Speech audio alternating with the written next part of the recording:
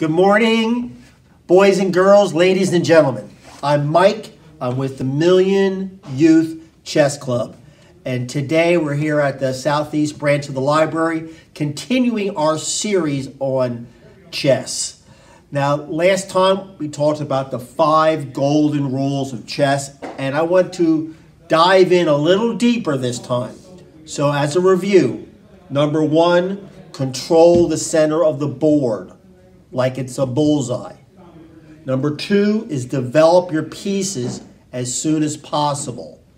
Number 3, plan to castle within the first 15 moves. Number 4, inspect your opponent's last move. Very important to think, why did that person do that move? And then the 5th is have a plan and be patient. So we talked about those generally, but here's a resource. And of course, we're at the library. I'm sure you can be able to find all kinds of resources, but chess rules of thumb. Now this goes into over 300 different rules of thumb. These are general principles, and I'm just going to take a few of them.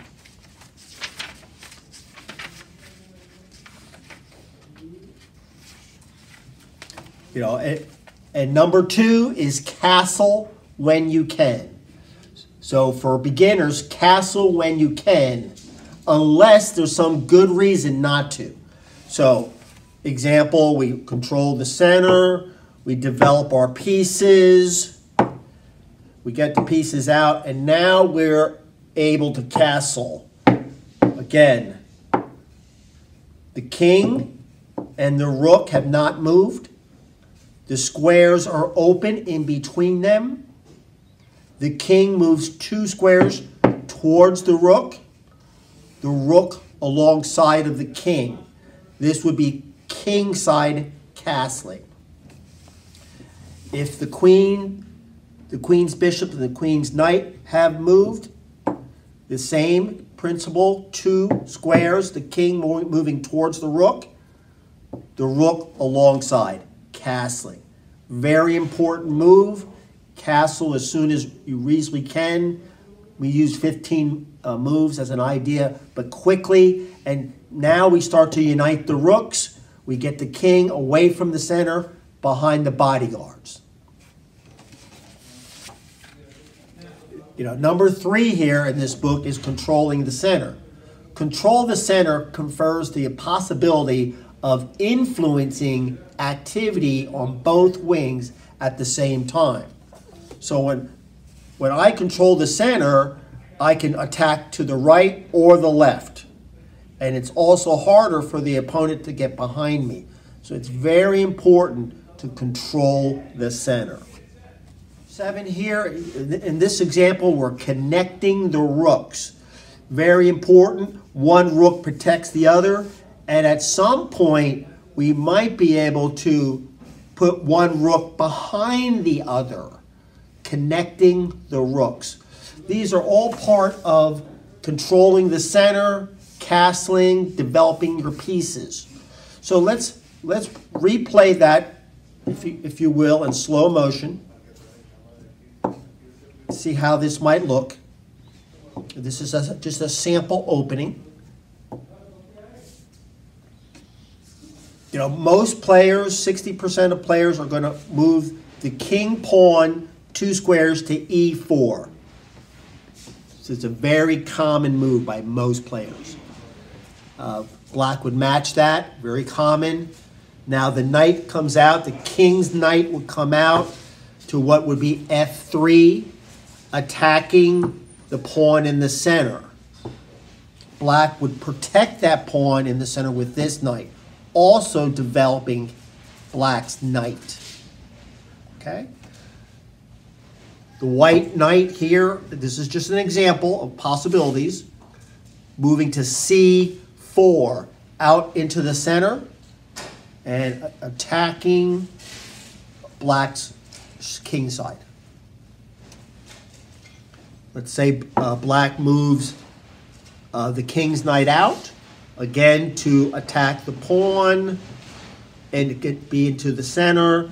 So I must watch that, okay, the knight's out. I must protect this pawn. I'll lose it.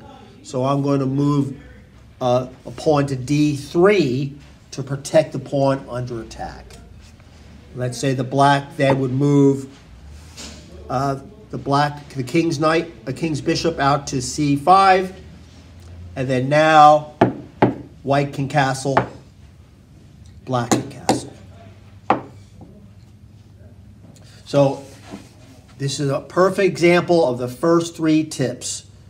Controlling the center, developing pieces as soon as possible. Here the knight and the bishop have been developed, and both white and black have castled. Hey, boys and girls, ladies and gentlemen, here's another view of the 5 tips we're focusing on, particularly getting control of the center, developing the pieces as soon as possible, and castling. So pawn to e4, the most common opening for white. The black, let's say, will match that. Then white will move out the king's knight to f3, attacking the pawn in the center. Black will protect that pawn in the center with the queen's knight. Let's say white will then move the bishop out to c4. And then let's say black would attack the king pawn with the king's knight here. Now, since this pawn is under attack, let's say white moves a pawn to d3, protecting this pawn and also opening up this lane for the black bishop on the black squares. Let's say black then moves the bishop out to c5, and then now white can castle. King moves 2 squares, rook alongside.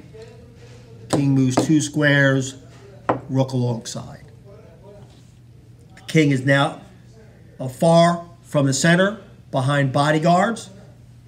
Likewise with black, several pieces have already been developed in the center.